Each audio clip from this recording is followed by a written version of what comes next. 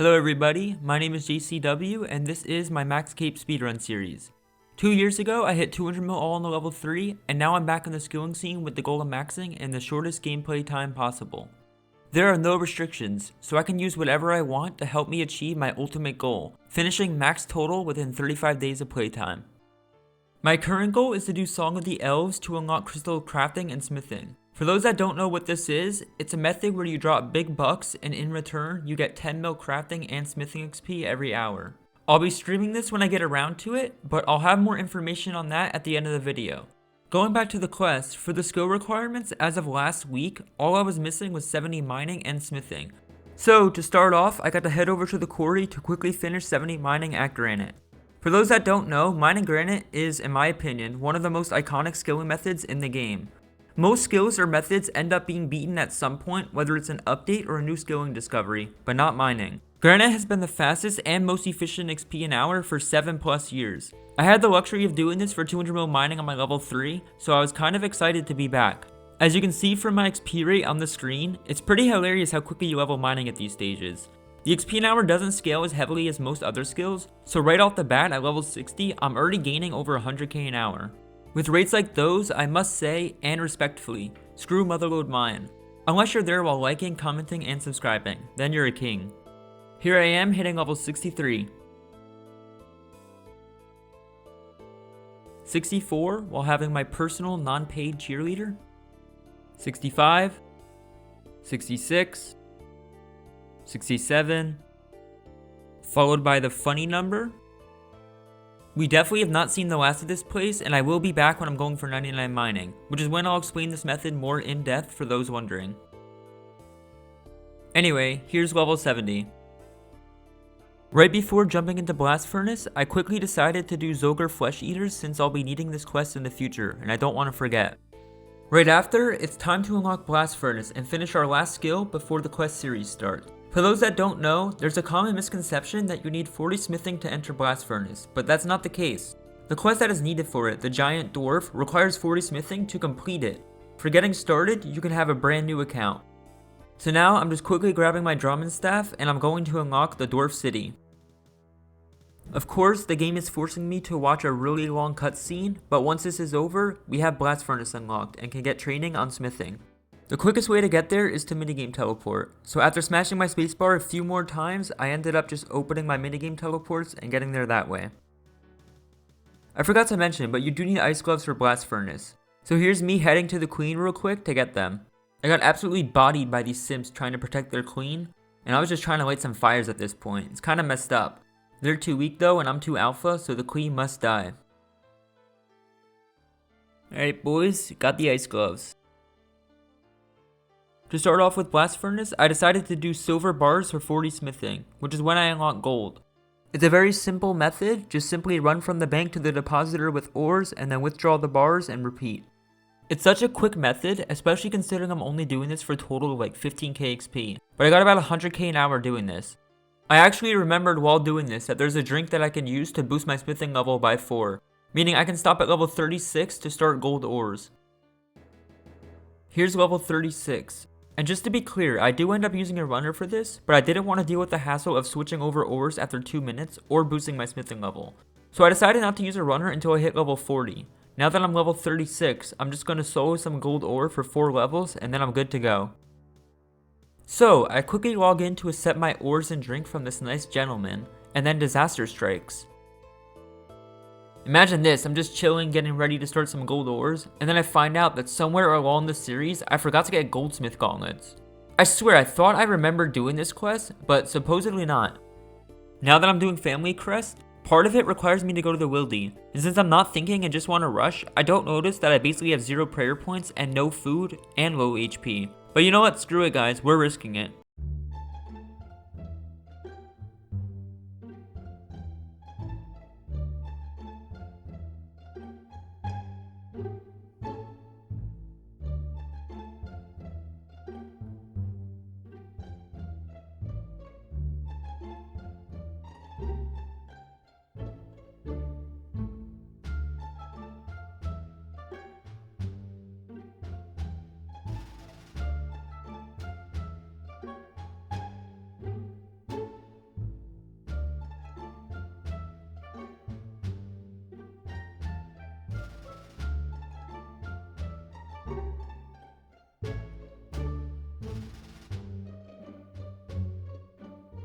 Alright, after coming in clutch and nearly dying because of a stupid spider, we got our final piece and can complete the quest.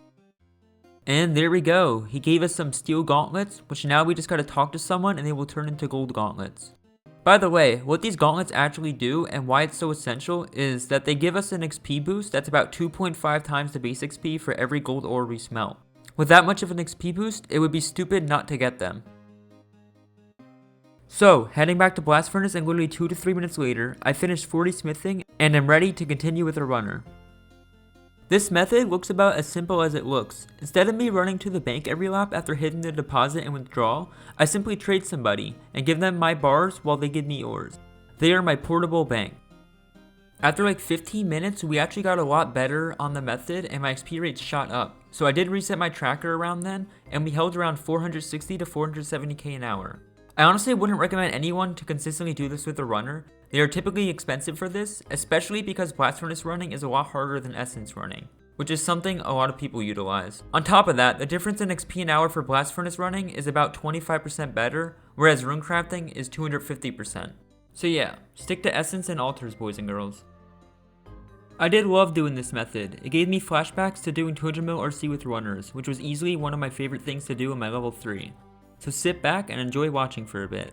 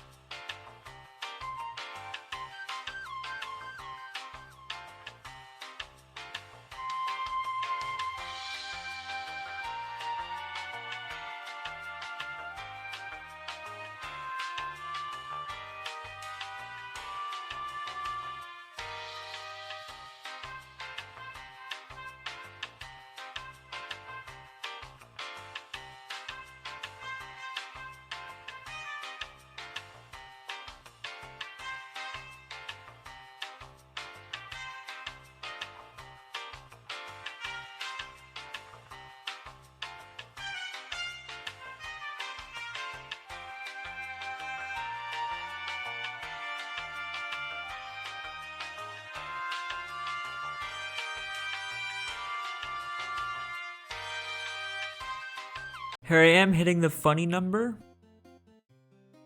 And now I'm done with the final skill requirement, 70 smithing. Now we gotta do the entire Elf series quest line, when we basically never even started it on this account. Many of you may know this quest line because of Morning's End Part 2 or even Underground's Past. Believe it or not, these quests aren't that bad since Quest Helper came out.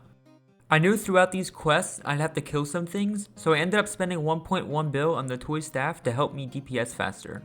Anyway, to kick this off, I'm starting off with Biohazard.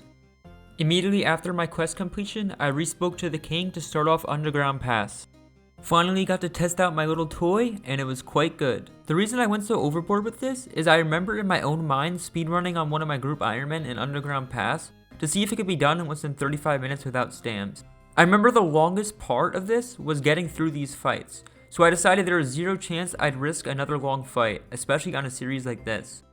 The second fight of this quest, I had to kill these 3 demons. I brought Telegrab so I didn't have to run all the way across to pick up their drop, and boy, that was quite OP. On my way now to finish Underground Pass and immediately start Regicide. The 20 minutes I've been logged in is about how long this quest was, but that's starting from where I shot my arrow at the beginning, because I had to relog then. So maybe add an extra minute for the total time, and that's how easy this quest is. Next, it's time to do Regicide. During this quest, you have to use some coal machine to make a barrel of something. I'm going to be making 2, because I used one during Morning's End Part 1. Thankfully, this was another huge mistake I made on my group Ironman since I did this quest line, and I was able not to repeat it again. I will say though, the machine is kind of confusing, and I know once you open it, I believe you have to finish it or else you have to run back to fill your barrel. I do remember having to do this in RS2, and it was heartbreaking. As you can see here, I clicked the machine and didn't know exactly what I was doing, So I spent some time making sure I really don't mess it up, and eventually I do get it to work. I had kind of a rough start with it, and you usually finish this within 10 coals, but because of my start I used 16. I had 8 left and didn't want to risk it, so I go to the bank for more coal to make my second one.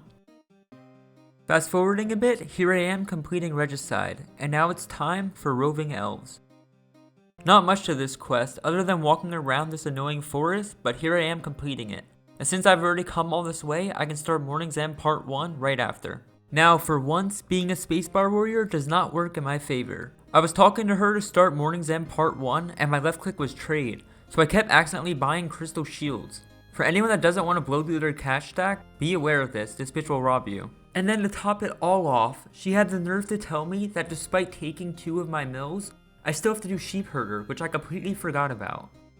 So after herding some sheep and murdering them, I was able to talk to this guy to get my quest completion certificate. With that certificate, I was officially certified to do Morning's End Part 1, which is now complete. Of course, with that 25k thieving XP reward, we now officiate our level 99 thieving on old school RuneScape official high scores. Before leaving Liletia, I decided to plant a palm tree here for my diary that I'll be needing for Slayer, along with getting a crystal teleport seed from the elves around me. I already have a teleport seed from the quest, but it's ideal for me to have 2. The reason is because in order to recharge them, I have to go to the middle of the woods, and it's a long walk. So if I have 2 on me to recharge at once, it works out better. I brought my ult over to DPS some elves and get them down 40 to 45% HP. That way, as long as I'm doing over half damage, I'll still get the drop. And thankfully, the RNG gods decided to smile upon me today, because I got my drop on the second elf. Unfortunately, my internet was kind of amber herding the bed when I was doing this quest, so I can't look at my login timer and know how long it took, but it was very fast. With this quest complete, all that's left now is Song of the Elves. Unfortunately, I'm not going to be doing that this episode, and I'll get into why in a bit. Many of you were wondering what happens after Herbler at Sepulcher, since I'll be running and need to train a new skill. The answer is cooking with baked pie plus magic imbue. I know you're wondering when I'm doing fletching, and remember, I'm starting that after level 92 agility. I still have about 75 hours left of Sepulcher, so I'll be cooking till the end, but fletching is a lot faster than 75 hours, so that will be done before 99 as well. Let's dive into our progress this episode. On the left are my stats from last week, and the right is my current stats. As you can see, we got a good chunk of total levels out of the way, along with some random levels from questing. If you're the one that likes the other visual, here it is, along with my current EHP right next to it. 479 EHP literally puts us at 49.8% of the way, so let's just round up and say we're halfway done. Now, very soon, I'll be gaining 12 mil craft and smithing XP in a span of a few hours. I want to stream this. Throughout the stream, I'll complete Song of the Elves and then immediately jump into finishing craft and smithing. Be sure to check out my stream with this link, which can also be found below. I'll be starting tomorrow, Sunday, November 20th at around 11 AM EST. For those in different time zones, I put a countdown timer in the description for you. Anyway, as always kings, TY for watching, don't forget to like, comment, and subscribe. I will hopefully see you all tomorrow where we do epic things for epic XP. Peace out.